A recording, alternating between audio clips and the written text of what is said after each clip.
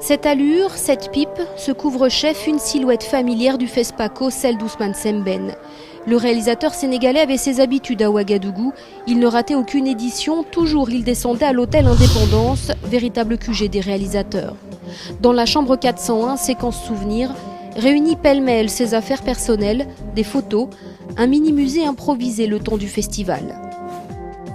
C'est vraiment une histoire d'amour entre Ousmane Sembène et le Burkina. Je pense que les liens sont très forts.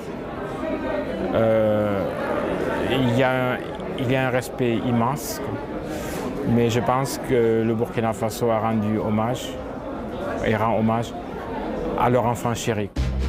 Et les hommages se multiplient, une avenue à son nom, un centre de conférence dédié, mais surtout une statue grandeur nature, Sembène vêtu de bronze qui défie le rond-point des cinéastes. Le maître est aussi bien sûr présent sur la pellicule. Chaque jour, les salles s'obscurcissent pour laisser place à son œuvre, voir ou revoir le camp de Tiaroy et le mandat. Un FESPACO un peu particulier où plane la mémoire de Sembène.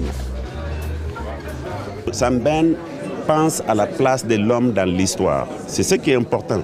Bon, c'est marxiste, mais c'est très important pour lui. Quelle est ma place dans l'histoire et quelle est l'histoire en ce moment? Nous sommes en 1900, et où allons-nous et où est-ce que nous sommes sortis? Donc, cette importance de l'histoire était vraiment cruciale pour Sembène. Il s'est attaqué à tous les sujets qui se présentaient à lui au moment où il vivait dans sa société.